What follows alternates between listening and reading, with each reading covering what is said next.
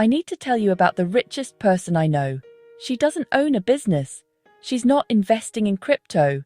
She doesn't have a side hustle. Her phone is still pay-as-you-go. And somehow she's completely unbothered by 2026, which honestly feels like witchcraft. Because the other day I was sitting in my flat staring at a pile of bills, and I got that tight-chested panic that's basically become a personality trait for most of us. My freelance income was doing its usual disappearing act. The cost of a loaf of bread was bordering on offensive, and I genuinely felt like I was running on a treadmill that someone kept speeding up just to see what would happen. Debt doesn't even feel like a number anymore. It feels like a heavy rucksack you're never allowed to take off. And everywhere you look, the advice is the same. Hustle harder, pick up another shift, monetize your hobby. Stay on 24 hours a day. But most of us are just ending up exhausted and still empty-handed. And this is the part that's hard to admit. It's not just the economy. It's the constant feeling that no matter how careful you are, you're still losing. So I did something I haven't done in ages. I called Gran Betty. And I didn't call her for financial advice. I called her because she's the only person I know who can make the world feel less sharp. She answered on the second ring, like she always does, and I could hear the kettle in the background. And before I'd even finished my little stressed-out rant, she said something that genuinely stopped me in my tracks. Not because it was complicated, because it was simple. She said, "Darling, you're not broke. You're overwhelmed." And listen, if you take nothing else from this video, take that. Because there is a difference between not having enough money and feeling like you're drowning. And modern life is designed to make you feel like you're drowning. The modern economy doesn't just want your money, it wants you anxious. Because anxious people spend. Gran Betty is the least anxious person I've ever met. And the weird part is, she's not even trying. She isn't optimizing, she isn't tracking, she isn't manifesting, she's just living. And she's calm. So I want to tell you the truth about Gran Betty. She isn't rich because she's lucky. She isn't rich because she's secretly sitting on a trust fund. She's rich because she has rules. Quiet rules. Rules that aren't trendy. Rules that would never go viral. But they work. And the first rule is the one most people don't want to hear. Gran Betty doesn't buy things to feel better. And I know that sounds small, but it's everything. Because most of us are doing emotional spending without even realizing. We don't buy a candle. We buy the feeling of being the kind of person who has their life together. We don't buy a desk organizer. We buy the fantasy that we'll wake up tomorrow and become organized. Gran Betty doesn't do that. And she has this phrase she says all the time, and it sounds like something you'd see stitched onto a cushion. But it's the most useful money advice I've ever heard. She says, "True wealth isn't what's in your pockets. It's how little you're missing. Because if you feel like you're always missing something, you will always spend. And the system loves that. Because if you're always missing something, you're always a customer." Gran Betty's whole life is built around not being a customer. Let me tell you about her coat. Gran Betty had this beautiful woolen coat she wore for 20 years. 20 years. And one day the lining tore. Now a normal person, meaning me, would think, right, I'll replace it. Gran Betty didn't replace it. She sat down with a sewing kit, made herself a cup of tea, put the radio on, and repaired it. She sewed in a new silk lining she'd found at a jumble sale for 50p. 50p. And she looked genuinely delighted with herself, like she'd won. And then she said something that has lived in my head ever since. Every time you repair something, you reclaim your power from the shops. And I know that sounds dramatic. But she's right. Modern shopping culture is built on helplessness. It's built on convincing you that you can't fix things. You can't mend things. You need to buy. You need to replace. You need to upgrade. Gran Betty does not upgrade. Gran Betty maintains. And I know maintain doesn't sound sexy, but it is the secret to her entire life. Maintenance is what stops your money leaking out in 1,000 tiny ways. And I want to pause here and say something important. None of this is about blaming you. If you've been stress spending, if you've been impulse buying, if you've been trying to soothe yourself with parcels, you're not weak. You're human. The system is designed to drain you. Gran Betty just learned how to step sideways. Now, Gran Betty isn't frugal in a miserable way. Her house is warm, her cupboards are full, her life is cozy. And that's what shocked me when I was younger, because I assumed saving money meant deprivation. But Gran Betty's life is the opposite of deprivation. It's abundance, just a quieter kind. And she has another rule. She buys boring things, solid, sturdy, classic, the kind of thing you don't notice, because it just works. She doesn't buy the trendy version. She buys the version that will still be fine in 10 years. And she always says, if you buy something that lasts, you only feel the sting once. Now, I want to be honest with you, because I love Gran Betty, but I am not Gran Betty. Last Tuesday, I had one of those bleak days. Work was a nightmare. My income for the week was looking questionable, and I felt like I needed something to make me feel better. So I doom-scrolled, and within 10 minutes, an influencer had convinced me that I needed a very specific aesthetic desk organizer to fix my life.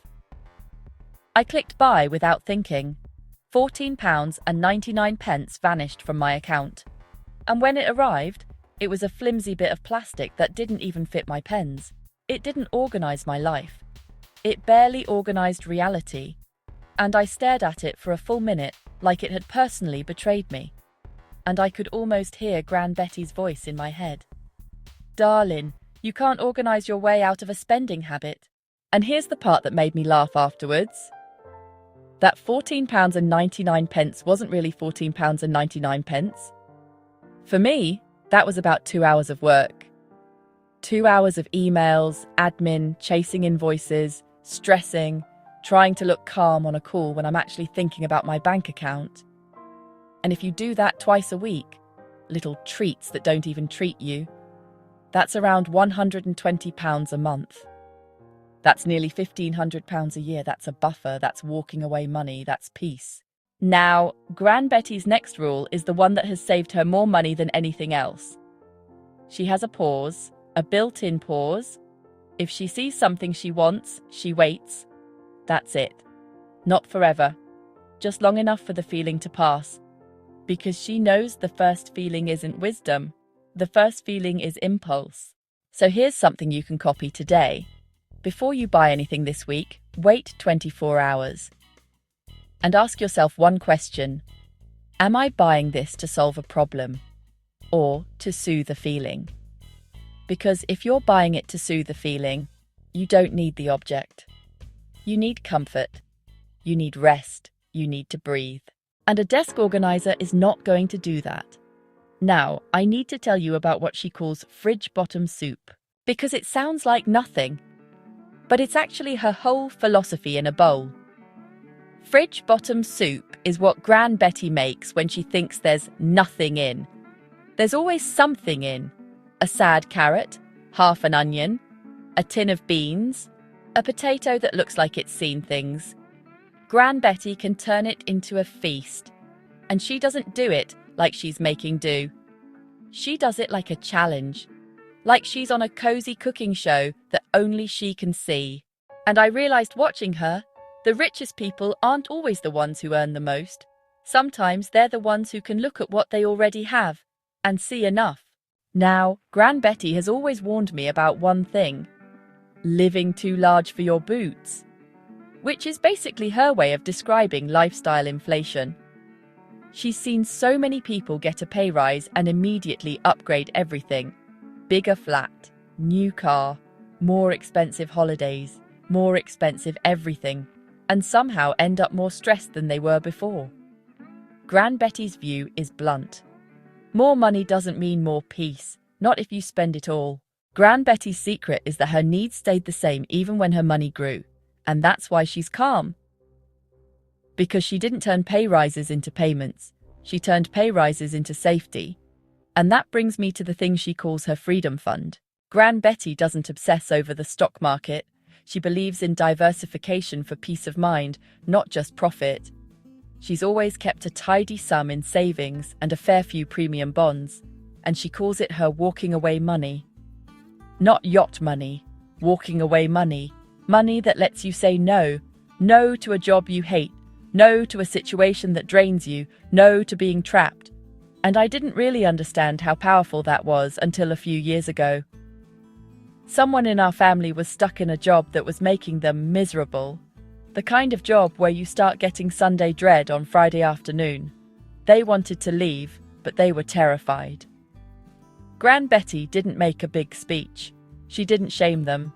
She quietly offered to cover a couple of months of basics so they could leave without panicking. And she didn't do it to be a hero. She did it because she could. Because she'd built a buffer. Because she'd never let her lifestyle swallow her choices. That's what real wealth looks like. It's not about being flashy. It's about being safe. And I want to say something important here. You don't need thousands to start building walking away money. Even a small buffer changes your nervous system. Even £200 changes your nervous system. Because suddenly you're not just surviving, you're steering. Now, one of the reasons Gran Betty's lifestyle works is because it's built on tiny rhythms. Saturday is a car boot sale or a charity shop. Sunday is fridge bottom soup. She keeps a little mending basket by her chair. Not aesthetic, not Pinterest. Just there. Because she's the kind of person who fixes things. And she reads, she walks, she chats to neighbours, she invests in people. And this is the part that surprised me most. Gran Betty's life is full. But it's not expensive. And I think that's the secret. She doesn't rely on spending to feel alive. Now, I want to give you something practical you can take from this today. Pick one thing in your life that you normally replace and repair it instead. Just once. A button, a zip, a pair of shoes, something small. Because what you're practicing isn't just saving money. You're practicing the belief that you are capable, that you don't need to be rescued by a shop. And if you want to go one step further, try what I call the Gran Betty audit. Go through your last month of spending and look for the soothe purchases. Not the bills, not the groceries, the soothe ones. And don't shame yourself, just notice. Because once you notice, you can pause. And once you pause, you start winning. Whenever I start to feel that 2026 pressure to buy, to keep up, to chase the next thing that's meant to make me feel sorted, I just remember what Gran Betty always tells me. True wealth isn't what's in your pockets, but how little you're missing. And if Gran Betty gave you even a tiny bit of peace today, please do hit the like button and share this video with someone who's feeling the pinch of the modern world. Don't forget to subscribe, because in the next video, I'm going to tell you the one thing Gran Betty refuses to buy, even when she can afford it, and why that single rule might be the most powerful one of all. And if you want more of her wisdom right now, go and watch the Gran Betty playlist after this. There are so many more little gems in there that have genuinely changed the way I look at my bank balance and the way I look at my life.